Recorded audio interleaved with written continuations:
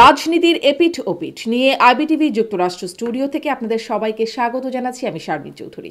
রাজনীতির এপিঠ ওপিঠের আজকের আয়োজনে আমার সাথে উপস্থিত আছেন দুজন সম্মানিত অতিথি। আছেন সাংবাদিক কলামিস্ট আনিস আলমগীর এবং আছেন জাহাঙ্গীরনগর বিশ্ববিদ্যালয়ের অধ্যাপক ডক্টর নাহরিন ইসলাম খান। স্বাগত জানাচ্ছি আপনাদের দুজনকেই রাজনীতির এপিঠোপিঠের আজকের আয়োজনে। আমরা হঠাৎ করেই দেখলাম প্রধান উপদেষ্টা অতি জরুরি বৈঠক ডাকলেন রাজনৈতিক দলগুলোর সাথে। আনিস আলমগীর, আপনার কাছ থেকে শুরু করি। এই অতি জরুরি বৈঠক থেকে আপনার কি মনে হলো? এখান থেকে জরুরি কি হলো আসলে? জরুরি উনি ঘোষণা দিলেন যে উনি তো বাইরে ছিলেন, এসে একদল একরকম কথা বলছে জুলাই সনদের নিয়ে, বিশেষ করে ইলেকশন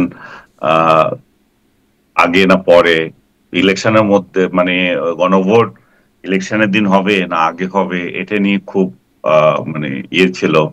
তারপরে এনসিপি আবার কি সব কতগুলো সত্য দিচ্ছিল। বিএনপি তো আগে থেকে আছে, নোট রিসেন্ট আছে তাদের অনেকগুলোতে।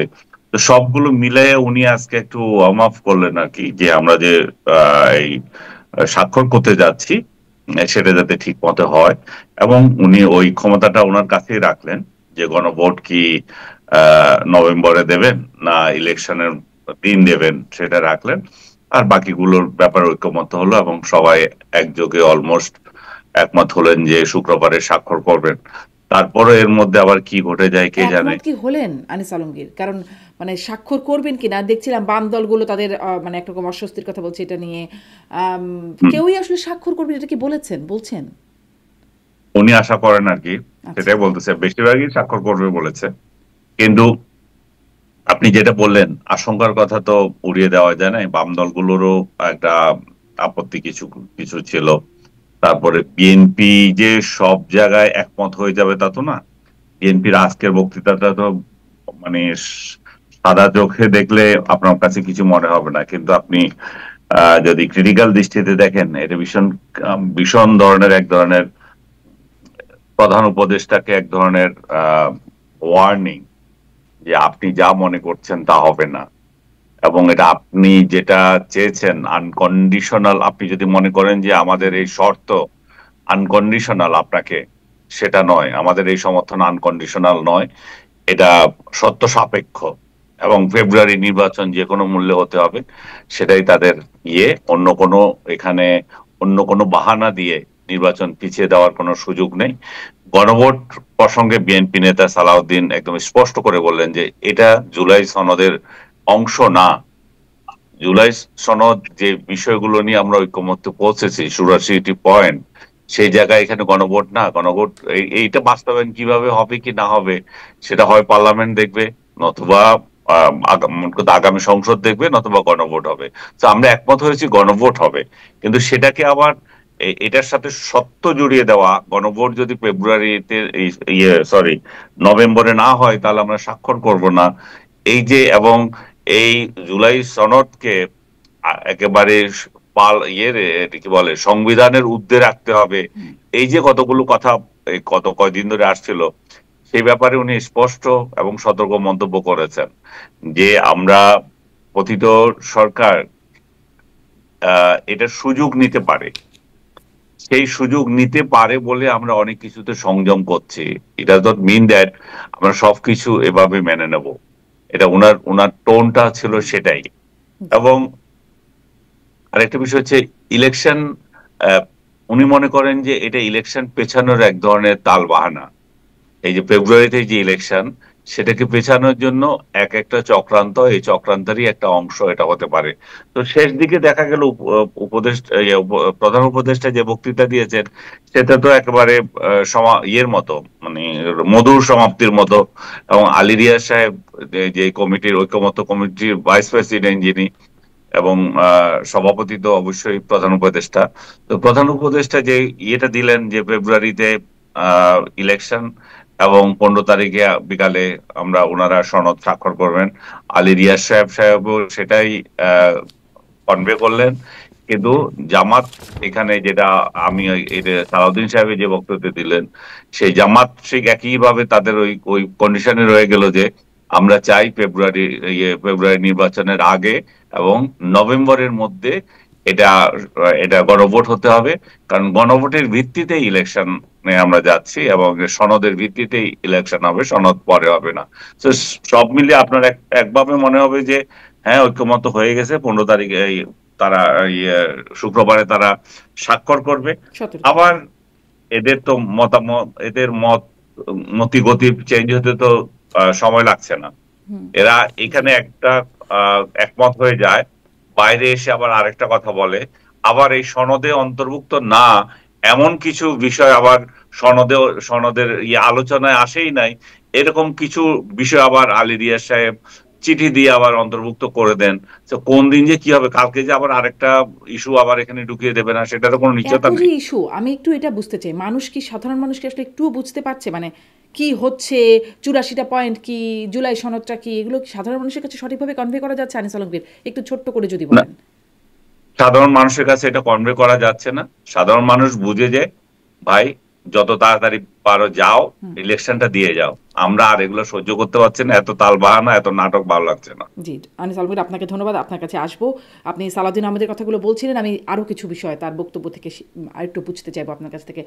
ডক্টর নারিন, আপনার কাছ থেকেও আসলে আপনি কি মনে করেন জরুরি বৈঠকে জরুরি কি হলো? আপনার কাছেও একই প্রশ্ন। এবং এবং যেই বিষয়গুলো দেখলাম জুলাই সনদ নিয়ে, জামাতের অবস্থান তো আছেই, বাস্তবায়নে নভেম্বরে গণভোট, বিএনপি আছে ভোটের দিনই হবে, এদিকে এনসিপি বলছে এটা দেখে মনে হচ্ছে যে এটা বিএনপির দলিল, জুলাই সনদ দেখে মনে হচ্ছে তারাও খুব সন্তোষ জ্ঞাপন করছে না, বাম দলগুলো তাদের অসন্তোষের কথা জানাচ্ছে। হবে স্বাক্ষর? এই এত অসন্তোষ, অনৈক্যর কথা মাথায় রেখে বা মানে খুশি না হয়ে স্বাক্ষরটা কি হবে 17 তারিখে মনে হয়? আমি বলতে পারছি না।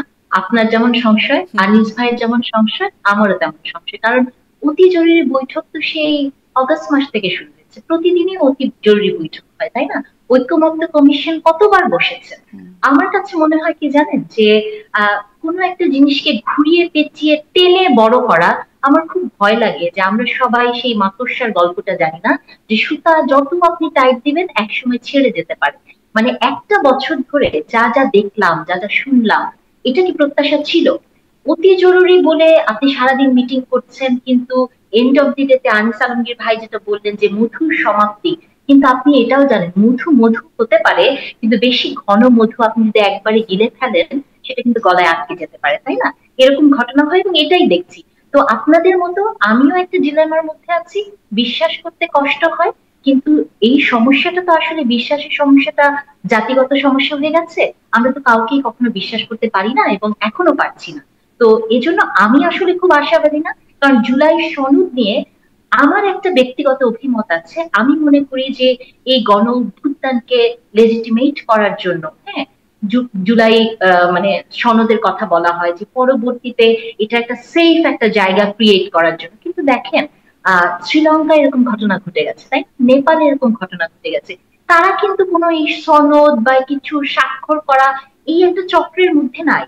আমরা গত এক বছর শুধু ইলেকশন সংস্কার, অল্প সংস্কার, বেশি সংস্কার, তাই না? মানে এগুলোর মধ্যেই একটা চক্রের মধ্যে ঘুরছি। কেন ঘুরছি জানেন? কারণ আমরা জানি যে আমরা, ওই যে আমাদের উপদেষ্টারা বলেছেন না, সেফ এক্সিট, হুম। আমরা ওইসব খুঁজি। তো আমরা আসলে সরল পথে চলতে শিখি নাই, আমরা চক্রেই ঘুরতে পছন্দ করি। তা আমি মনে করি যে এই জাতির একটা উপলক্ষ্য ছিল, একটা অবস্থান ছিল, এই এক বছর আমরা সরল পথে হাঁটতে পারতাম, কিন্তু সেই পথটা কেন যেন আমরা বেছে নিচ্ছি। এবং এই জুলাই সনদ আমি একটু আগেই দেখলাম আপনি বলার পরে যে সংবিধান আদেশ জারির মাধ্যমে সংস্কার প্রক্রিয়া আগানো না হলে স্বাক্ষর করবে না এনসিপি। একদম। সনদের বাস্তবায়ন পদ্ধতি উল্লেখ না হলে জামাতে ইসলামী স্বাক্ষর নিয়ে সংশয়। বামপন্থী একাধিক দলেরও সনদে স্বাক্ষর না করার ইঙ্গিত। ঐক্যমত্যে হয়নি গণভোট আয়োজনের সময় নেই। তার মানে এই যে দেখেন, যে মধুর সমাপ্তি হলেও এটাই তো সবচেয়ে গুরুত্বপূর্ণ বিষয়, যে আসলে তো কেউ একটা জায়গায় এখন পর্যন্ত দাঁড় হতে পারে, তাই না? হুম। তো আমি আসলে ভাবছি যে এটা আসলে ইলেকশন কে প্রলম্বিত করা, অথবা কোনো কারণে ইলেকশন হবে হয়তো এই দেশে, হ্যাঁ, কিন্তু একটু সময় মানে কালক্ষেপণ করা। আর আপনি একটা প্রশ্ন আনিস ভাই করেছিলেন না, যে সাধারণ মানুষ কি বোঝে কিনা? বিশ্বাস করেন, সাধারণ মানুষ এগুলো বোঝে না। আপনি যতই জরিপ দেখে বলেন না কেন যে পিআর বোঝে সাধারণ মানুষ, এত% মানুষ পিআর চায়, বিশ্বাস করেন সাধারণ মানুষ এগুলো বোঝে না। সাধারণ মানুষ বোঝে যে সে বাজারে যে দ্রব্য মূল্যটা কেমন, সে বোঝে যে তার ছিনতাই হচ্ছে কিনা, সাধারণ মানুষ বোঝে যে যানজটে তাকে 2, 4, 5 ঘন্টা রাস্তায় বসে থাকতে হয় কিনা, বা এমপিও ভুক্ত শিক্ষক বা কারো আন্দোলনের জন্য বা মবের জন্য ঘন্টার পর ঘন্টা রাস্তায় আটকে থাকতে হবে কিনা। তাহলে এই যে সাধারণ মানুষের যে স্বপ্ন, সেই জায়গায় যখন একটা দেশ এবং একটা সরকার পৌঁছতে পারে না, সাধারণ মানুষের স্বপ্নগুলো সেই গত 17 বছরের জাতির পিতার স্বপ্নের মতোই অলীক কোনো স্বপ্ন হয়, তখন আসলে এই জাতিকে নিয়ে আসলে কি বলবো, মানে প্রতিনিয়ত হতাশাই তৈরি জি, হয় স্যার। ডক্টর নাহরিন খুব সুন্দর করে বললেন আপনি বুঝিয়ে। কিন্তু মানে সেই তাহলে শঙ্কার জায়গাটা রয়ে গেল। মধুর শুধুমাত্র মনে হয় প্রধান উপদেষ্টার মুখেই মধুটা পাওয়া যাচ্ছে। বাস্তবায়নের জায়গায় বা কার্যকরভাবে কি মধু সেটা তো আছেই। আমি বলছিলাম সালাউদ্দিন আহমেদের কথা নিয়ে আরেকটু কথা বলব। আনিস আলমগীর তিনি বলছেন যে প্রতিরক্ষা বাহিনীগুলোর মধ্যে ভারসাম্য নষ্ট হোক সেটা চাই না, এই মুহূর্তে সেটা এফোর্ড করতে পারবো না। আমরা চাই আপনার সাথে সুসম্পর্ক, মানে প্রধান উপদেষ্টার সাথে সুসম্পর্ক থাকুক, তাছাড়া এফোর্ড করতে পারবেন না বলছেন। এই সময়ে এই বার্তাটা বলার একটা বিশেষ কারণ নিশ্চয়ই আছে। আমরা সম্প্রতি দেখলাম সেনাবাহিনীর 15 কর্মকর্তা, শীর্ষ কর্মকর্তা, তারা সেনা হেফাজতে আছেন। আইসিটি থেকে তাদের গ্রেফতারি পরোয়ানা জারি হয়েছে। অনেকগুলো ঘটনা এর মধ্যে কিন্তু ঘটে গেছে। এই প্রেক্ষিতে কি মানে কেন সালাউদ্দিন আহমেদ এই কথাটা বললেন, একটু বিশ্লেষণ জানতে চাই। আপনি যেটা অনুমান করেছেন সেটাই সত্য, পুরো জাতি জানে এটাই হচ্ছে ঘটনা। কারণ সেনাবাহিনীর সঙ্গে সরকারের যে একটা দূরত্ব তৈরি হয়েছে সেটা তো স্পষ্টই। সেনাবাহিনীর জন্য এই যাদেরকে গ্রেপ্তার করা হয়েছে তাদেরকে আদালত, প্রচলিত আইন অনুযায়ী আদালতে প্রডিউস করার কথা, কিন্তু তাদেরকে এখনো প্রডিউস করা হয়নি। গ্রেফতার তো এটাকে হয় কেউ নাই কেউ আনিস আলমগীর, গ্রেফতার কিন্তু বলছেন না, বলছেন সেনা হেফাজত, তাই নয় কি? না না, আমি বলছি যে সেনা হেফাজত যারাই আছেন ও গ্রেপ্তার পরোয়ানা জারি করার কথা বলতেছি। আপনি যদি গ্রেপ্তারি পরোয়ানা জারির পর যারা হেফাজতে থাকেন তাদেরকে আপনি ভালোই বুঝিয়ে দিচ্ছেন যে হেফাজতে গ্রেপ্তার করছে কিনা, তাহলে এটা ক্লিয়ার না হেফাজত আর গ্রেপ্তার বিষয়টা। তো এখন যারা হেফাজতে আছেন তাদেরকে কিভাবে প্রডিউস করবে সেই বিষয়টা সরকারের সাথে তাদের একটা বোঝাপড়া নিশ্চয় হচ্ছে। এবং এর মধ্যে বিদেশে পলাতক ইউটিউবাররা নানা সেনাবাহিনী এবং ডিজিএফআই এর বিরুদ্ধে নানা ধরনের অপপ্রচার চালিয়েছে। সেই সমস্ত প্রেক্ষিতে সবগুলো মিলে, এবং সরকারের নির্লিপ্ততা ছিল, সরকার এখানে কোনো বক্তব্য রাখেনি যে কি হতে যাচ্ছে। একদিকে সেনা অফিসারদের ছবি দিয়ে আপনার টিএসসি তে রাজু ভাস্কর্যে এখানে তাদেরকে অপমান করা হচ্ছে আপনি, এবং এই যে গ্রেপ্তারি পরোয়ানা যে জারির যে বিষয়টা, তার আগের দিন বা 2 দিন আগে আপনি আইন পরিবর্তন করছেন। যারা চাকরিতে থাকবে, চাকরিরত অবস্থায় যারা মামলার সম্মুখীন হবে তাদের চাকরিতে আর গণ্য হবে না। তো সবগুলো মিলিয়ে মনে হচ্ছে যে এখানে একটা গ্যাপ রয়ে গেছে সেনাবাহিনী এবং সরকারের মধ্যে। আর দ্বিতীয়ত আমরা এইটা তো অভ্যস্ত ছিলাম না আজকে স্বাধীনতা এত বছর পর, যে সেনাবাহিনী আমরা দেখে আসছি যে তাদের নিজস্ব ওয়েতে তারা বিচার আদালত বসিয়েছিল, সেনা আদালতে তাদের বিচার হয়েছিল। সেই কর্মরত লোকেরা যারা যত অপরাধ করে থেকেছিলেন, যারা রিটায়ারমেন্টে আছে সেটা অন্য বিষয়। তো এখন ওই লোকগুলোকে আপনি আবার একটা আদালতে এনে বিচার করছেন। তো যারা সিভিল আদালতে আসে, এই যে জিনিসটা, এটা তো বাংলাদেশের প্র্যাকটিস ছিল না। তো কিন্তু আনিস সবকিছু আলমগীর মিলে কিন্তু সেনাবাহিনী তো তাদের নিয়ে কোনো তদন্ত, তাদের নিয়ে বিচারের ব্যবস্থা তো হচ্ছিল না। মানে 5ই আগস্টের পরেও তো এতদিন চলে গেল, 1 বছরের উপরে চলে গেল, হলো না তো। যদি মানে সেনাবাহিনী বিচার করবে, মার্শালতে বিচার করবে, এমনও কোনো প্রক্রিয়া তো শুরু হয়েছিল না। সেটা তো সরকারের অংশ, সেনাবাহিনী তো সরকারের বাইরে না। সরকার যদি সেটা করতেন যে সেনাবাহিনীকে বা আহ, যে এজেন্সি গুলো তাদেরকে যদি নির্দেশ দিতেন এই ঘটনা তদন্ত বের করেন কারা এর সাথে সাথে জড়িত, কিন্তু আমি তো মনে করছি কোনোটাই নর্মাল ওয়েতে হচ্ছে না, সবকিছু অ্যাবনর্মাল ওয়েতে হচ্ছে। নর্মাল ওয়েতে হলে আপনি যদি দেখেন, আমি এটা আরো একবার বলেছি যে যে লোকগুলোকে অভিযুক্ত করা হয়েছে এদের মধ্যে নিঃসন্দেহে কেউ না কেউ এই হিংস্র কার্যক্রমে জড়িত ছিল, যারা গুম এবং খুনের সঙ্গে জড়িত ছিল, এদের দীর্ঘ আয়নাঘরের সঙ্গে জড়িত ছিল। কিন্তু আপনাকে এটাও তো ভাবতে হবে এটা কখন থেকে হচ্ছে। আপনি হিসাব করে দেখেন 2016-র পর থেকে এই হিসাব করা হচ্ছে। আমি জানি না 16-র আগে কি হয়েছিল, সেটা কি কেন এই জায়গাতে আসছে না, বা আসলেও সেটা ওইভাবে হাইলাইট হয়নি। এখন এই যে জিনিসটা আমি যেটা আগেও বলছি সেটা হচ্ছে যে 1/11-এর পর থেকে এই এই অর্গানাইজেশন গুলোর কার্যক্রম এক ধরনের পরিবর্তন এসেছে। এটা ঠিক আগের সরকারের মতো ছিল না। আগের সরকার বলতে আমি জিয়াউর রহমান বা বঙ্গবন্ধু বা এরশাদ আমল, ইভেন ইভেন শেখ হাসিনা আর খালেদা জিয়ার আগের আমল, সেগুলোর মতো না। আমরা দেখলাম যে 111-এর পর এই সংস্থাগুলো অনেক বেশি পাওয়ারফুল হয়ে গেছে, এবং তারা তাদের যে দায়িত্ব, সেই দায়িত্বের বাইরে তারা পলিটিক্যাল দায়িত্ব পালন করা শুরু করছে। এই যে এই যে এই যে তাদের কাঠামোগত যে পরিবর্তন, বেদরগত, এই কাঠামোগত পরিবর্তনের মধ্যেই তো এরা দায়িত্ব পালন করেছে। তো আপনি যদি একটা প্রতিষ্ঠানের এখন যে দায়িত্ব পালন করছেন, আপনি তো পূর্ব নীতি অনুযায়ী আহ, করে আসছেন। হঠাৎ করে আপনাকে যদি বলা হয় যে তোমার জন্য এটা এটা সাজা এখন, তাহলে সেটা সেটা কতটুকু গ্রহণযোগ্য হচ্ছে, সেটা কিন্তু আবার প্রশ্ন আসছে। কারণ এটা যে সাজা, এটার যে এই বিষয়, সেটা তো আমার কাঠামোতে আমাকে রাখা হয়নি, আমাকে তো বলা হয়নি, এবং আমি তো পূর্বে দেখি নাই। তো আপনি যে দায়িত্ব, যে আপনাকে অভিযুক্ত করব আমি যে কারণগুলোর জন্য, যে প্রধান থাকলেই কি আপনি অভিযুক্ত হয়ে যাবেন? হুম। তাহলে প্রধান থাকলেই, কোন একটা সংস্থার প্রধান থাকলে আপনি অভিযুক্ত হচ্ছেন, তার মানে হচ্ছে যে আপনি ব্যক্তিগতভাবে এখানে আহ, দায়িত্ব অবহেলা করেছেন, আপনার প্রতিষ্ঠান না। তো আমি এটাই বলতে চাচ্ছি, আমি বুঝাতে পারছি কিনা আপনাকে জানি না, যে প্রতিষ্ঠানের কাজ, প্রতিষ্ঠানের নীতিমালা এবং প্রচলন যদি একই রকম থাকে, আমি যদি সেখানে বসি, আমি কি পরিবর্তন করতে পারবো? তার আগে তো প্রতিষ্ঠান পরিবর্তন করতে হবে।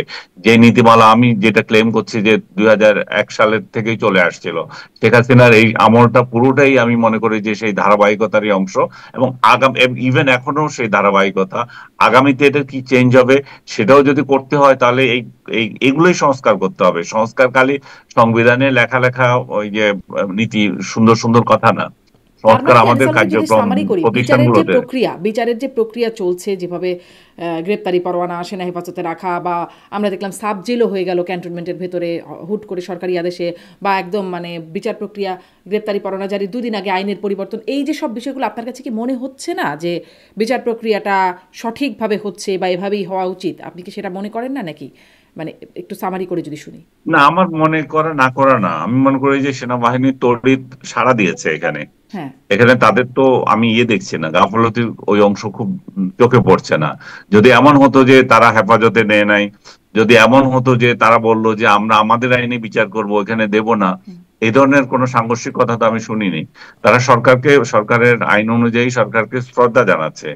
আর যে এই বিশেষ কারাগার যেটা বলছেন, সেটা স্বরাষ্ট্র মন্ত্রণালয় জারি করেছে, এবং এটা নতুন কিছু না। সরকার যেখানে ইচ্ছা সেখানে কারাগার বানাতে পারে, কারাগার ডিক্লেয়ার করতে পারে। এটাও আমরা 111-এর সময় দেখেছি, 2 নেত্রীর জন্য আলাদা কারাগার ডিক্লেয়ার করা হয়েছিল। যে তারা কিন্তু ওই প্রচলিত কারাগারে ছিলেন না, তারা ডেপুটি স্পিকারের বা স্পিকারের বাসাতেই ছিলেন, সেটাকে কারাগার ঘোষণা করা হয়েছিল। এর আগে এরশাদ আমলে যদি দেখে থাকেন আপনি, 2 নেত্রীকে নানা সময় গ্রেপ্তার করা হয়েছিল, তাদেরকে তো জেলে নেওয়া হয়ে গেছে তা না, তাদেরকে নির্দিষ্ট জায়গায় তাদের বাসাতেই হেফাজত করে রাখা হয়েছিল, তাদের সেখানেই কারাবন্দি করার মতোই তাদেরকে ছিল। তো সরকার চাইলে এটা করতেই পারে। জি, এটা এই কারা সরকার চাইলে নিশ্চয়ই করতে পারে, কিন্তু টিআইবিও কিন্তু করতে উদ্বেগ পারে, এবং জানাচ্ছে যে এটা এটা একটা আইনেই করেছে। বৈষম্যমূলক এটা তো প্রক্রিয়া হচ্ছে। বেআইনি কিছু হয়েছে আমি মনে করছি না। জি, স্পষ্ট। আমি একটু ডক্টর নাহরিন আপনার কাছ থেকেও শুনতে চাই যে আমি আসলে মূল জায়গা যেটি ফোকাস করতে চাই, যে ভারসাম্য রক্ষার কথা সালাউদ্দিন আহমেদ বলছেন, ভারসাম্য না থাকলে সেটা আমরা অ্যাফোর্ড করতে পারবো না। এটি কি মনে হচ্ছে, আমাদের কি ভারসাম্য নষ্ট হচ্ছে বা ভারসাম্য কোথাও আঘাতপ্রাপ্ত হচ্ছে যার কারণে এমন বক্তব্য? আপনার আসলে কি মনে হয়? আপনার নিশ্চয়ই মনে আছে 25শে ফেব্রুয়ারি সেনাপ্রধান সেনাবাহিনীর সদস্যদের সামনে একটা বক্তব্যে বলছিলেন যে পুলিশ, ডিজিএফআই, এনএসআই সবাই আসলে প্যানিকড, নানান রকম দোষারোপ চলছে, গুম খুন ইত্যাদির দোষারোপ চলছে, তদন্ত চলছে। তিনি বলছেন তদন্ত হতে হবে, কিন্তু সেটির জন্য যেন সেনাবাহিনী আন্ডারমাইন্ড না হয়, এবং আন্ডারমাইন্ড হলে কেউ শান্তিতে থাকতে পারবে না, আপনারা শান্তিতে থাকতে পারবেন না, এরকম একটা কথা বলছিলেন।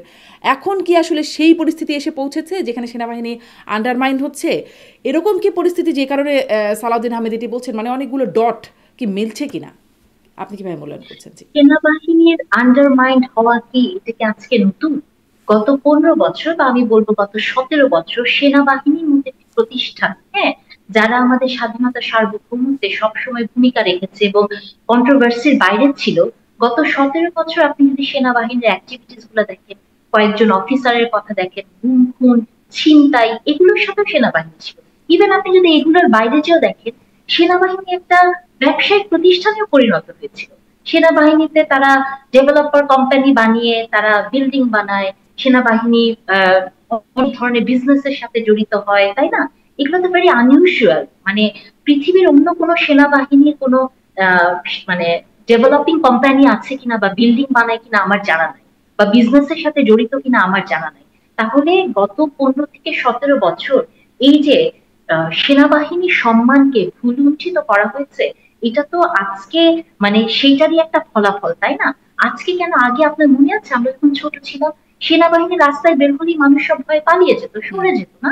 এখন দেখেন সেনাবাহিনী তোমার কনফ্রন্ট করে, তাই না? তার সামনে যে প্রতিবাদ করে, এগুলো কিন্তু আমরা দেখিনি কখন। তাহলে ভুয়া ভুয়া স্লোগান দেয়। সেনাবাহিনীকে, হ্যাঁ, সেনাবাহিনীকে ভুয়া ভুয়া স্লোগান দেয়। এবং দেখেন সেনাবাহিনীকে এই যে অবস্থাটায় নিয়ে এসছে, এটা সেনাবাহিনীর যে জায়গাটা থাকার কথা, সেনাবাহিনীকে রাজনীতিকরণের মধ্যে ফেলে দেওয়া হচ্ছে। দেখেন এই সেনাবাহিনী গুম করেছে, তাদের বিচার হচ্ছে। এবং আমি আনিস আলমগীর ভাইয়ের সাথে ওইটা একমত, অনেকে এই প্রশ্নটা করছে যে কেন তাদের জন্য আলাদা একটা জেলখানা তৈরি করা হচ্ছে বা তাদেরকে আলাদা, এটা অনেক দেশেই হয়, তাই না? রাজনৈতিক বন্দী বলেন বা অনেক ক্ষেত্রে এমন না যে তাদের কোনো প্রিভিলেজ দেওয়া হচ্ছে, বাট যখনই আপনি একটা প্রতিষ্ঠানে থাকবেন বা আপনার একটা সোশ্যাল স্টেটাসটা, তো আপনি যতই এটাকে ইগনোর করতে চান না কেন, সেটার উপর নির্ভর করে কিন্তু জেলেও আপনি এক ধরনের মানে একটা ক্লাস পান, তাই না? যে আপনি এরকম জেলে থাকতে পারেন। তো এটা তেমন কোনো জটিল বিষয় না।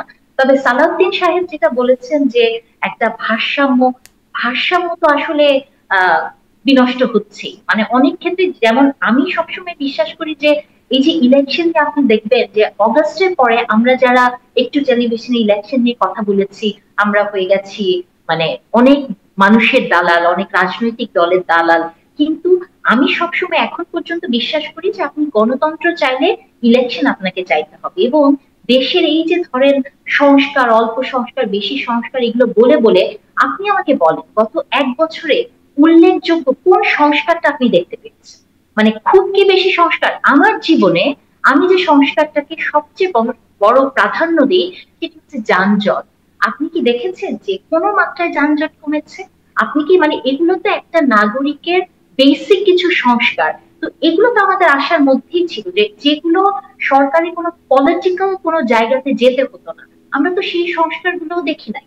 পলিটিক্স এর সংস্কার তো আরো অনেক দূরের কথা। তাহলে এই যে সংস্কার সংস্কার ধোয়া তুলে নির্বাচনকে প্রলম্বিত করা, আমার তো এখন মনে হয় যে যদি তখনই 2-3 মাস পর ইলেকশনটা হয়ে যেত, তাহলেই হয়তো আমরা, এখন দেখেন এই যে কথাটা বললাম না, দেখবেন যে তুমুল গালি এটা নিচে লেখা হচ্ছে যে হ্যাঁ উনি ক্ষমতার ভাগ চায়, উনি দালালি করছেন না। মানে এই দেশের সমস্যা তো এখন হয়ে গেছে যে আপনি আপনার মনের কথাটা বললেও মানে আপনি দালাল হয়ে যাবেন।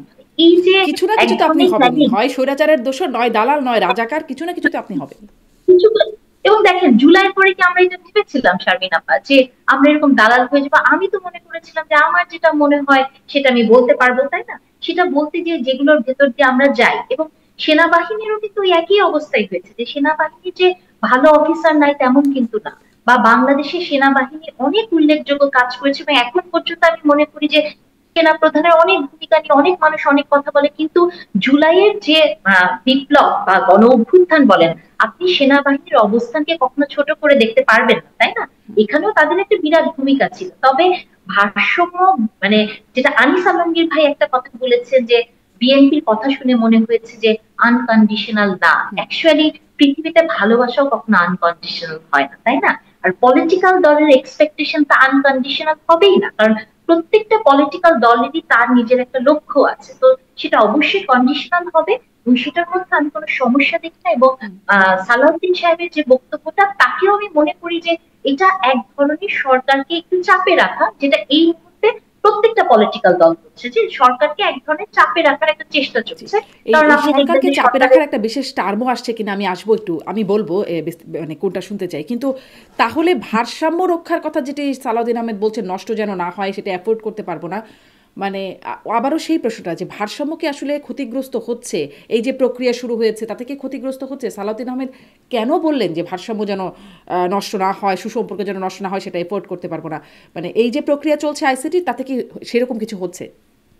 না, আমার কাছে মনে হয় যে লাস্ট কথাটা যে আমরা এফোর্ড করতে পারবো না, এটা হয়তো উনি ওই একটা সংশয় থেকে, আমি তো জানি না, তবে ওই সংশয় থেকে বলছে সাধারণ মানুষ ক্ষেত্রে আমার যেটা মনে হয় যে আবার যদি কোনো ধরনের একটা টার্মোয়েল হয়, আবার যদি কোনো ধরনের একটা ইনস্টেবিলিটি সোসাইটিতে আসে, বা আবার যদি মানুষ পথে নামে, বা কোনো একটা কিছু যদি হয়, এটা কি আমরা বহন করতে পারবো কিনা। আমি একটা খুব সরলীকরণ করে এটার উত্তর দিলাম, কারণ আমি আসলে জানি না উনি কোন কথাকে বেস করে এটা বলেছেন। তবে এটা তো সত্যি যে প্রতিনিয়ত গত 1-1.5 বছর আমরা ঘুম থেকে উঠে নতুন জিনিস শুনি, 2 দিন সেটা চলে, তারপরের দিন আরেকটা নতুন জিনিস। তো আপনি মানে রাজনৈতিক বক্তব্যতেও কোনো ভারসাম্য দেখেন না, ইলেকশন চাওয়াতেও ভারসাম্য দেখেন না, সংস্কারেও ভারসাম্য দেখেন না। তাহলে আমি মনে করছি যে পার্টিকুলারলি এটা শুধু সেনাবাহিনীর বিচার নিয়ে বলা হয়নি, প্রত্যেকটা ক্ষেত্রে একটা ভারসাম্যর মানে বিলুপ্ত হওয়ার একটা ভয় আছে।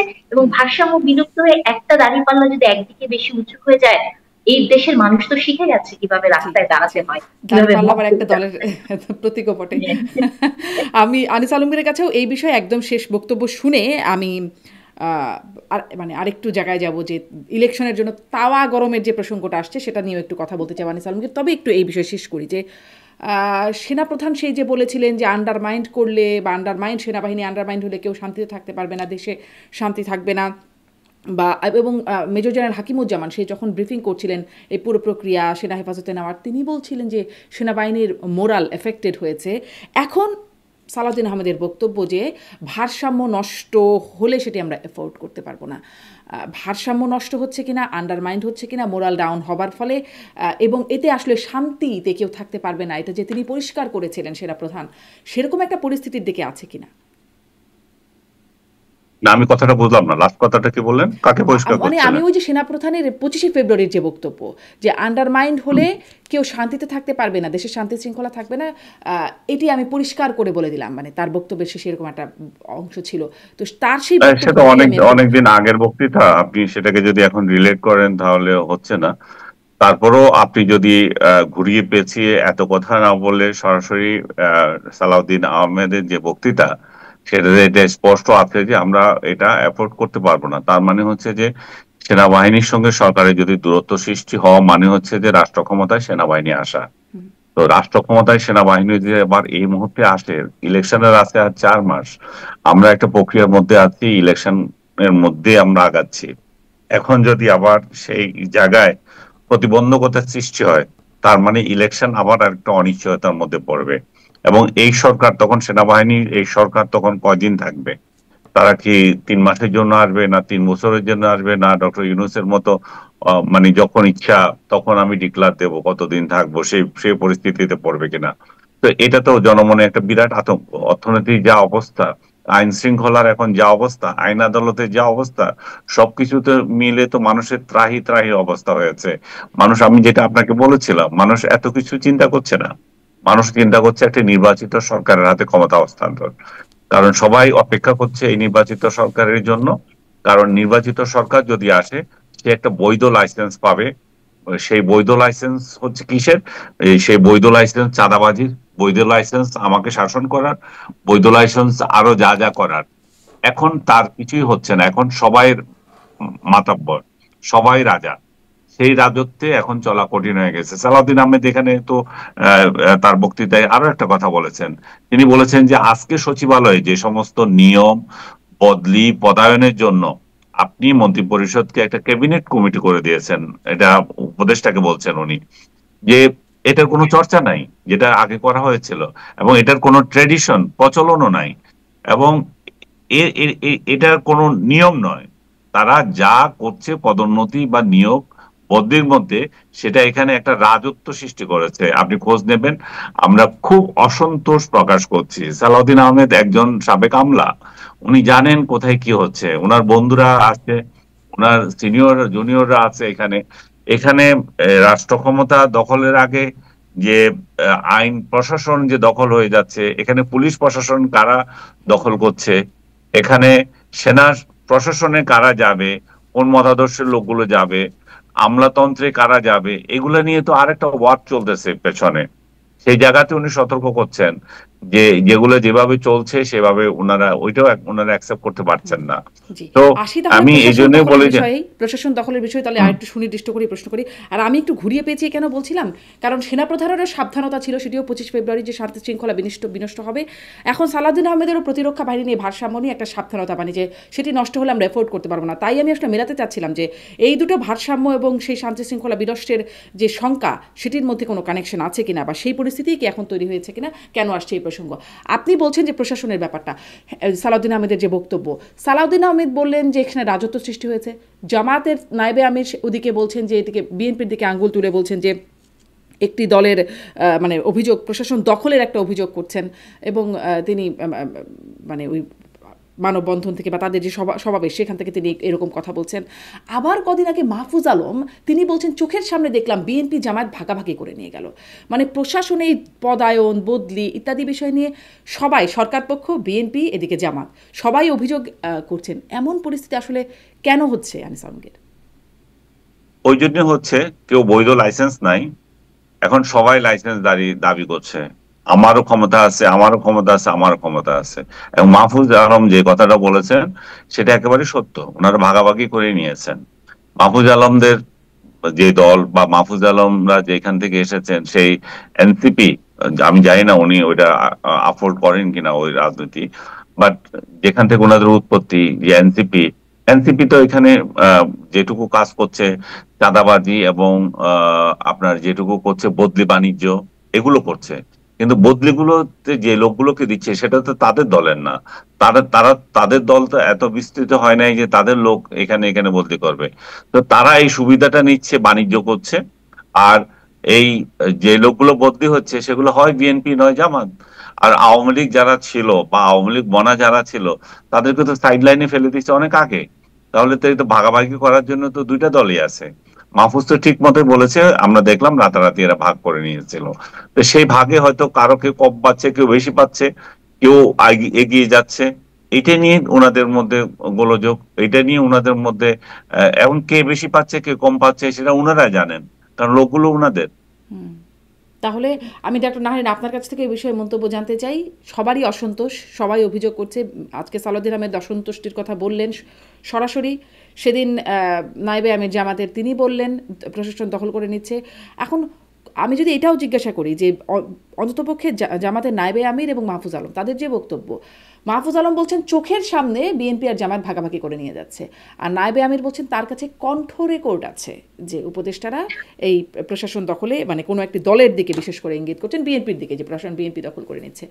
এখন একজনের কাছে কণ্ঠ রেকর্ড আর একজন চোখের সামনে হচ্ছে, আপনার কাছে কোনটা সত্য মনে হচ্ছে, নাকি আরো অন্য কিছু আছে? আবার বিএনপি অসন্তোষ জানাচ্ছে। জি, এই কথাটার উত্তর দেওয়ার আগে আপনাকে আমি বলি যে আনিস আলমগীর ভাই বললেন যে বিএনপি এবং জামাত ভাগাভাগি করে নিচ্ছে, আওয়ামী লীগ যারা ছিল তারা সাইড হয়ে গেছে। 17 বছর, 17 বছর কিন্তু খুবই দীর্ঘ সময়। নিয়োগের ক্ষেত্রে 17 বছর খুবই দীর্ঘ সময়। এই যে 17 বছরে যারা আওয়ামী লীগ হয়ে নিয়োগ পেল তারা কি সবাই সাইড হয়ে গেছে? আপনি কি তাই বিশ্বাস করেন? আমি সেটা বিশ্বাস করি না। শুনেন, আওয়ামী লীগ আছে, আওয়ামী লীগ থাকবে, বিভিন্ন রূপে আছে। কিন্তু আপনি দেখেছেন যে ইলেকশন গুলো যদি দেখেন, বিশ্ববিদ্যালয়ে যে রাকসু ইলেকশনটা হলো, আমরা যাদেরকে ছাত্রলীগ হিসেবে জানতাম আমরা দেখেছি পরে আসলে তারা অন্য দলের ছিল, তাই না?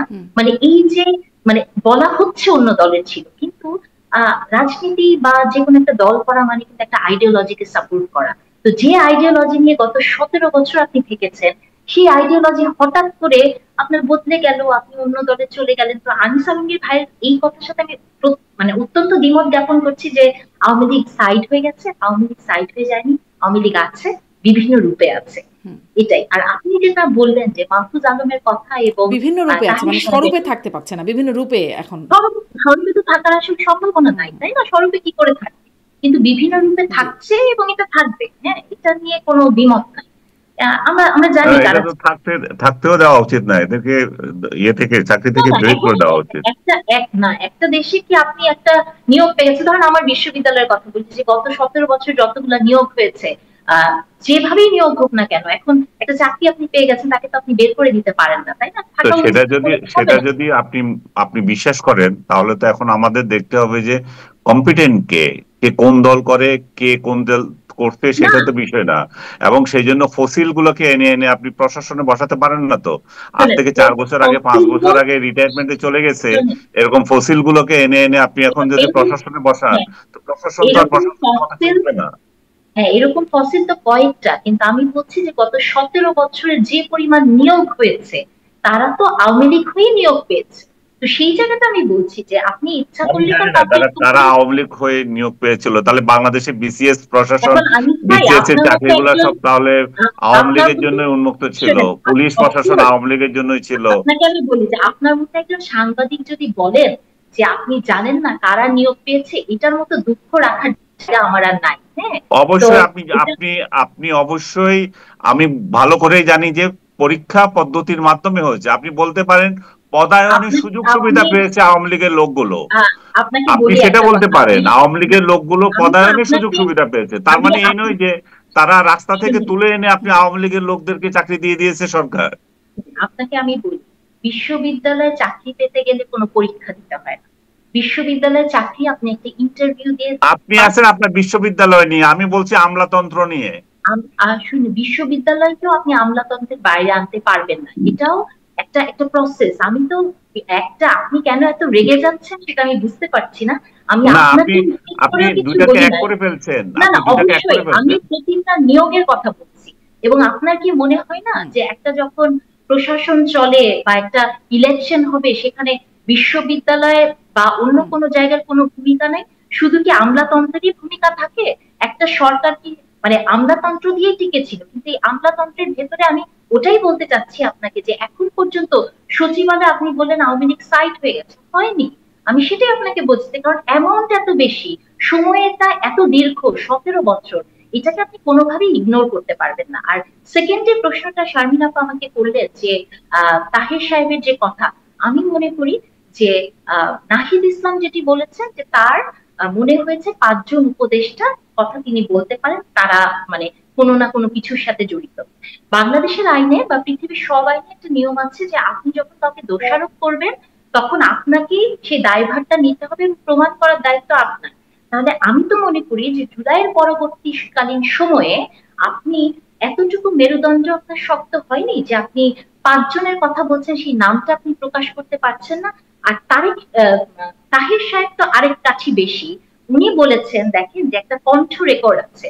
আমরা এমন একটি ভয়ঙ্কর দেশে বাস করি যে যে দেশে গত 17 বছর ডিজিএফআই বলেন, এমটিএনসি বলেন, যারা আমাদেরকে কণ্ঠ রেকর্ড, ব্যক্তিগত ডেটা, এগুলাকে প্রকাশ করার হুমকি দিয়ে কত কিছু করেছে। এখন পর্যন্ত যে মানুষটি শুধু একটি আমাদেরকে পাবলিক কেন, ফোরাম, স্বয়ং তৎকালীন প্রধানমন্ত্রীর কণ্ঠ পর্যন্ত রেকর্ড হয়ে আছে। কথা রেকর্ড হয়েছে, এবং দেখেন মানে উনি খুব বোল্ডলি বলছেন যে উনার কাছে কণ্ঠ রেকর্ড আছে। আপনি চিন্তা করেন তো, এটা যদি বিশ্বের অন্য কোনো দেশ হতো, ইউরোপিয়ান কোনো দেশ হতো বা আমেরিকা হতো বা কিছু, আপনি ডেটা প্রোটেকশন এত স্ট্রং সেসব জায়গায়, এই কথাটা বলাটাই তো অন্যায়। আপনি দেখেন না যে সিসি ক্যামেরা যেখানে থাকে নিচে লেখা থাকে যে এই ভবনটি সিসি ক্যামেরা দ্বারা নিয়ন্ত্রিত। তার মানে হচ্ছে এটা যে চোরকেও আপনি জানিয়ে দিলেন যে তুমি যে চুরি করতে আসবা, তুমি কিন্তু রেকর্ডেড থাকবা, কারণ চোরেরও সেই মানে জায়গাটা আছে জানার যে সে ওখানে গেলে রেকর্ডেড হবে। তো আপনি যখন একটা মিটিং এর কথা বা আমি জানি না কিসের কনভারসেশনের কথা উনি বলছেন, এই যে আড়ি পেতে শোনা কনভারসেশনটা, দেখেন বাংলাদেশের অনেক টেলিভিশন চ্যানেল ছিল, 71 নামের একটা টেলিভিশন চ্যানেল ছিল যেখানে আড়ি পেতে কথা নিয়ে ঘন্টার পর ঘন্টা প্রোগ্রাম হয়েছে, এবং সবাই খুব মানে আবেগে আপ্লুত হয়ে এই আড়ি পাতার গল্পগুলোকে নিয়ে বড় বড় কথা বলেছে, তাই না? কারো মনে, বাংলাদেশের কোন জার্নালিস্ট তখনকার সময় এই প্রশ্নটি তোলে নাই যে ব্যক্তিগত কোনো কনভারসেশন এইভাবে রেকর্ড করা যায় না। যে কোনো কনভারসেশন আপনাকে রেকর্ড করতে গেলে আপনার পারমিশন নিতে হয়। ইভেন এই যে আপনার সাথে আমি টকশো করছি, এখানেও কিন্তু একটা লেখা এসেছে যে এই প্রোগ্রামটি রেকর্ড হচ্ছে, আমি কি রাজি না। তার মানে পৃথিবীর কোনো জায়গায় আপনি কোনো কনভারসেশন কাউকে না বলে রেকর্ড করতে পারবেন না। তাহলে এই যে কথাগুলো বলে, আমি জানি না তার কাছে রেকর্ড আছে, যদি রেকর্ড থেকে থাকে আমি মনে করি সরকারের এটিকে শক্ত হাতে দেখা উচিত। এবং আমরা কখনোই চাই না যে গত 17 বছর আবার আমাদের জীবনে ফিরে আসুক, আমাদের টেলিফোনে আড়ি পাতা হোক। ওই যে শুনেছিলাম না কি একটা আছে যেটা ইসরায়েল থেকে কেনা হয়েছিল, কি নাম, পেগাসাস। আপনি কি জানেন পেগাসাসের কি হয়েছে? আমি তো জানি না, তাই না? তাহলে এই যে পেগাসাস নাকি কেনা হয়েছিল, সবার কথা আড়ি পাতা হতো, এগুলো কি আমাদেরকে এই সরকার কখনো বলেছে যে এনটিএমসি আর কাজ করে না? তারা কি আমাদেরকে একবার বলেছে যে আমার আর আপনার ব্যক্তিগত কথোপকথন তারা রেকর্ড করে না? তাহলে এই আশাটা তো আমরা জুলাইয়ের পরে করি নাই। তো আমি মনে করি মানে যে এই এখন সেই যা যা রেকর্ড হচ্ছে সেগুলো দিয়ে হুমকি দেয়া হচ্ছে যে আপনারা যদি মানে আমাদের কথা মতো বা আমাদের স্বার্থ বাস্তবায়ন না করেন তাহলে সেগুলো ফাঁস করে দেওয়া হবে। ব্যাপারটা কি এখনো সেই অবস্থায়? এবং দেখেন শারমিন আপা, এটা কিন্তু কোনো অতীতের কনভারসেশনের কথা তিনি বলেন নাই, না। তিনি এখনকার উপদেষ্টার কথা বলছেন। তার মানে অবভিয়াসলি এটা ঘটেছে জুলাইয়ের পরবর্তী সময়। জুলাইয়ের পরবর্তী সময়ে আপনি ব্যক্তিগত কথোপকথন রেকর্ড করে সেটা হুমকি দিবেন, এবং সেটা আমরা জনগণ শুনছি, নিউজ পেপারে আসছে। গত 5 দিনের টকশো কিন্তু এটা নিয়ে আমরা কথা বলছি, কিন্তু কেউ প্রশ্ন করে না যে যেই কথাটি বলছেন সে সবচেয়ে বড় অবৈধ কাজ করছেন, অন্যায় করছেন, এবং এটা সে করতে পারে জি। না। এই তাহলে কথাটা কি আমাদেরকে আমি কেউ বলে। আনিস আলমগীর আপনার কাছ থেকে একটু এ প্রসঙ্গে শুনতে চাই, জামাত কি স্পাইং করছে? এই যে কণ্ঠ রেকর্ডের কথা বলছেন, এবং যদি করেও থাকে তাহলে সেটি জাতির স্বার্থে যদি ষড়যন্ত্র থেকে থাকে কেন সেটা প্রকাশ করছে না? কেন নাহিদ ইসলামরাই প্রকাশ করছে না? তারাও বলছেন সব ফাঁস করে দেয়া হবে, মানে এটি আসলে পরেই ফাঁস করে দেওয়া হবে সুযোগ সুবিধা মতো বা অসুবিধা হলে। এই অবস্থায় গিয়ে কেন পৌঁছাচ্ছে? এখানে কি মনে হয়, কি উদ্দেশ্য? স্পাইং করছে কিনা এবং পরে ফাঁস করে দেওয়া হবে, দুটো বিষয় আপনার বক্তব্য। স্পাইং করছে কিনা আমি জানি না, তবে আমি মনে করি যে ব্যক্তিগত আলাপ তো রেকর্ড করা উচিত নয়।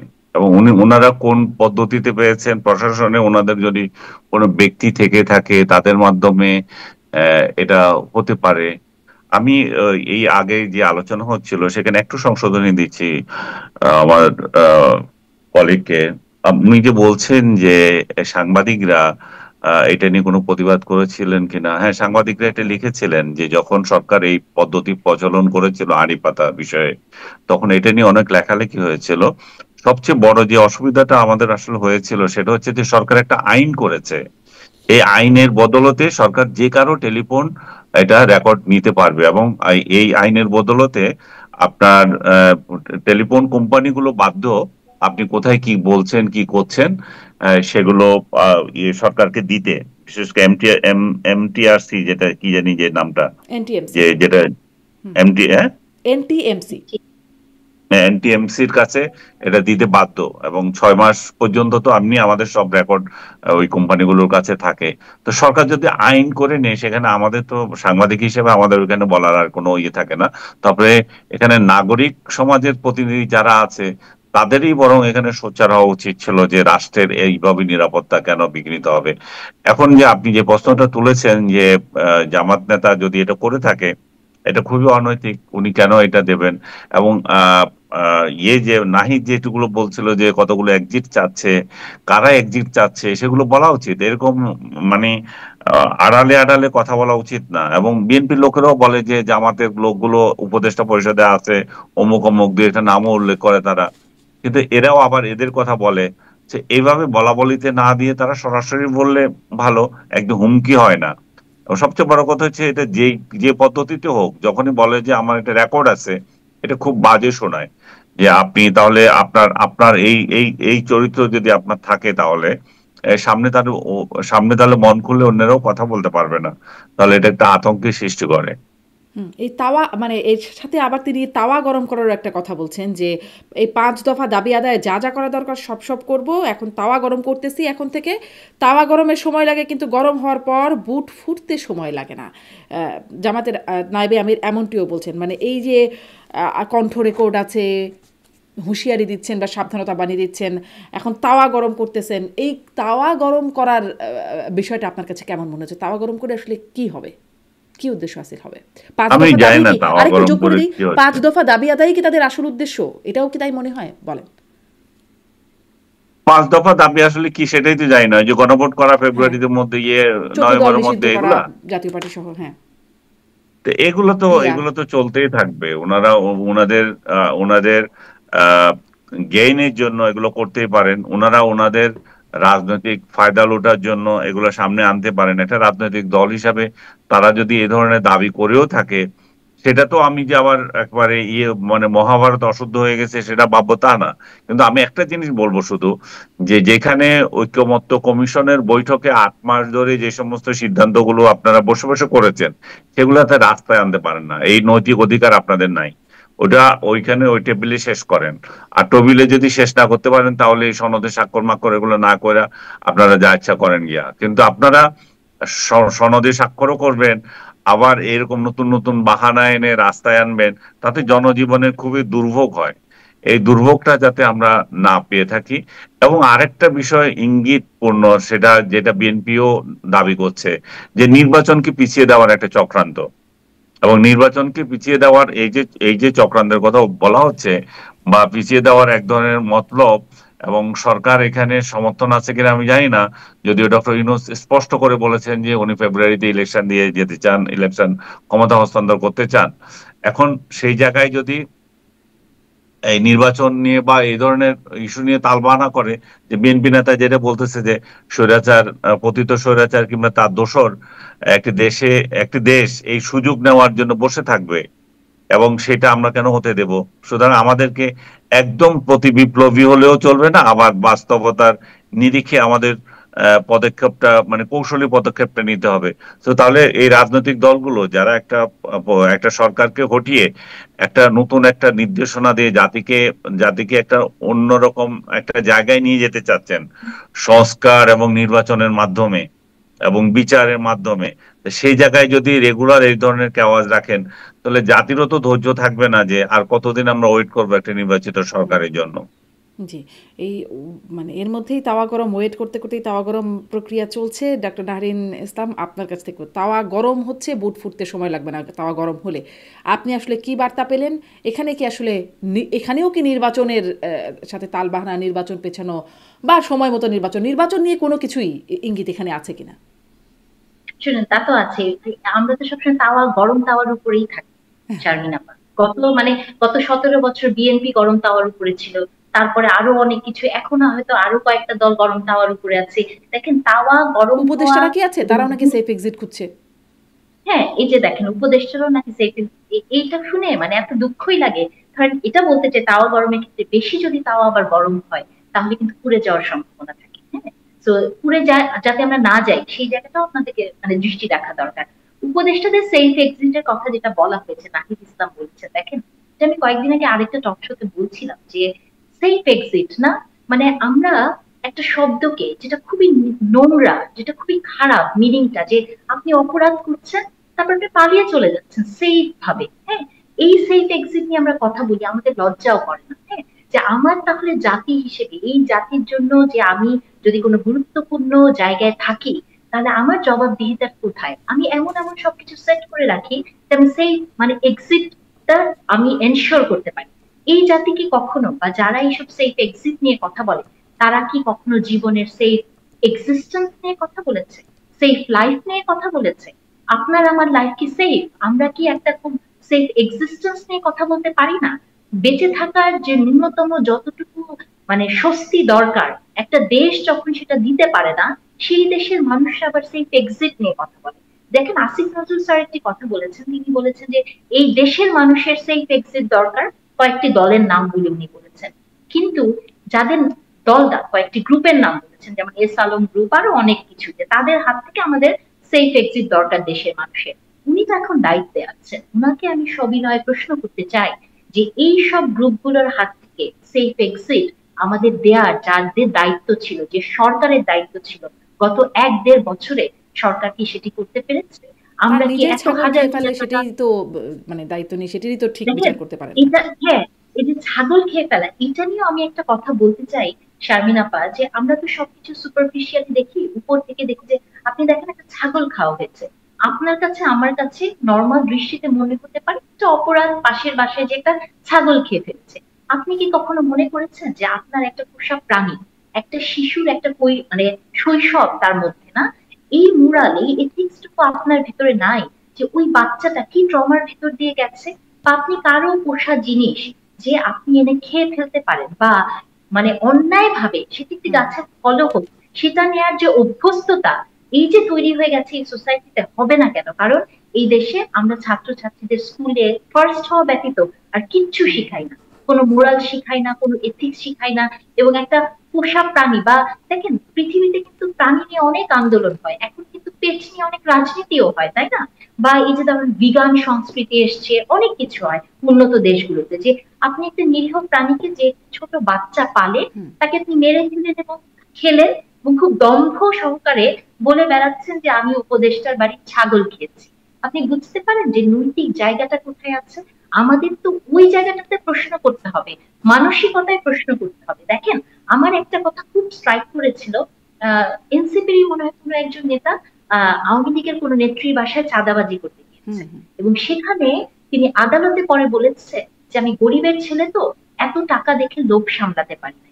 এই যে কথা, তার পেছনে কি মেসেজটা আমাদেরকে দেয়? দেখেন দেখেন, আজকে পর্যন্ত বাংলাদেশের কয়টা পরিবার, বা যারা আমাদের কিশোর কিশোরী তরুণ, আমরা আন্দোলন করেছি, বা আমি সহ রাস্তায় দাঁড়িয়েছি আমরা যারা, কয়জন বুকে হাত দিয়ে বলতে পারবো যে আমি সব টাকা খেয়েছি?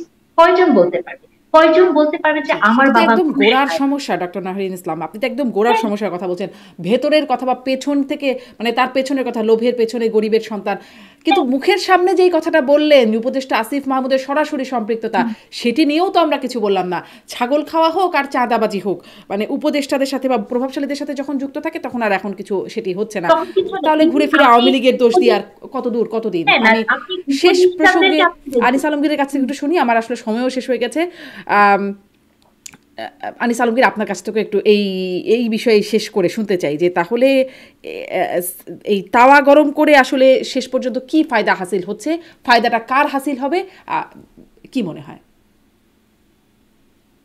ফায়দাটা যারা সরকার দীর্ঘায়িত করতে চায় তাদের হবে, যারা নির্বাচন চায় না তাদের হবে। নির্বাচন যদি না হয় এই অস্থিতিশীলতা থাকবে, প্রশাসনের মাথাবরি থাকবে। এখন যে মাথাবরিটা করতে পারছে, হুম। এখন যে বিভিন্ন এই যে এই নেহারিন যেটা বললেন, বিভিন্ন প্রশাসনে বিভিন্ন বিভিন্ন বিশ্ববিদ্যালয় যাদের যাদের ইচ্ছা যেখানে যেখানে যাকে পদায়ন করা, সেটা যে সুযোগটা তারা নিচ্ছে, সেই সুযোগটা আবার নেবে। এবং এই সুযোগটা যাতে থাকে, একটা নির্বাচিত সরকার যখন চলে আসে এবং ধারণা করছে যে একটা দল সরকারে আসছে, এবং তারা তখন এই বৈধতা নিয়ে তাদের মতোই করবে। এখন যেহেতু সরকার নাই, এখন যে সরকার নাই মানে হচ্ছে ডক্টর ইউনূস কার সরকার কেউ জানে না, এটা কি এনসিপি না এটা বিএনপি না জামাত না আর কার, বা কি জনগণের, তো কনফিউজ সবাই। তো এই সুযোগে যে যার মতো করে ক্ষমতা ভোগ করছে, এই ক্ষমতা ভোগ করা যদি দীর্ঘায়িত হয় ওনাদের তো কিছু আসে যায় না, জনগণের দুর্ভোগ হবে। জনগণের অর্থনৈতিক অবস্থা 12টা বাজছে, জনগণ দ্রব্যমূল্য থেকে শুরু করে চাকরির বাজার সবকিছুতে জনগণ হাহাকার করছে যে এই পরিস্থিতি থেকে কিভাবে উন্নত হবে, আইন শৃঙ্খলা পরিস্থিতি বিশেষ করে কিভাবে উন্নত হবে, যে যে যার কারোর বিরুদ্ধে মব লেলিয়ে দিতে পারে, যে যার কারো যে যার তার হাতে গায়ে হাত তুলতে পারে। আপনার ব্যক্তিকে কি বলবো, পুলিশের গায়ে হাত তুলছে, সেনাবাহিনীকে অপমান করছে, যে এখানে আর বাকি রইল কে? বাকি তো কিছু নাই। আদালতে যান, আদালতে ভিন্ন মতের উকিলরা ওখানে দাঁড়াতে পারবে না। তাদেরকে আপনি আসামি, আপনার পক্ষে উকিল দাঁড়ালে তাকে অপদস্থ করা হচ্ছে। বিচার তো পরের কথা, বিচার পাবো কি না পাবো। তো এমন একটা পরিস্থিতি, এমন একটা অরাজকতা, যারা চায় এটা কন্টিনিউশন হোক, এবং এই অরাজকতার মধ্য দিয়ে হয়তো তারা চাচ্ছে যে একটা দল আরো বেশি বদনাম কুড়াবে এবং আর একটা দল সুনাম অর্জন করবে, এবং প্রশাসনে তাদের আহ, তাদের যে মন মতো করে প্রশাসনকে সাজানো যাবে, যাতে যত দেরি হয় ততক্ষণ, যখন আরো আরো দেরি হলে তখন যেমন জনসমর্থন যেমন তারা পাবে, তেমনি প্রশাসনের সহায়তাও পাবে। আমি মনে করি তাওয়া গরম করবে তারাই যারা ইলেকশনকে পিছিয়ে দিতে চায়, একটু সোজা কথায়, অন্য কিছু না। জি, অনেক ধন্যবাদ আনিস আলমগীর। দেখা যাক তাওয়া আসলে কতটা গরম হয়ে, আবার ডক্টর নাহরিন ইসলাম যেরকমটা বলছিলেন যে তাওয়া গরম হতে হতে পুড়ে আবার না যায়, সেই বিষয়গুলো নিশ্চয়ই আমরা নজরে রাখবো এবং আমরা কথা বলতে থাকবো। আমাদের তো আর কিছু করার নাই, নিশ্চয়ই আলোচনাটা জারি রাখবো। অনেক ধন্যবাদ আনিস আলমগীর, অনেক ধন্যবাদ ডক্টর নাহরিন ইসলাম খান। আপনাদের দুজনকে ধন্যবাদ। দর্শক এতক্ষণ সাথে থাকবার জন্য আজকের মতো বিদায় নিচ্ছি।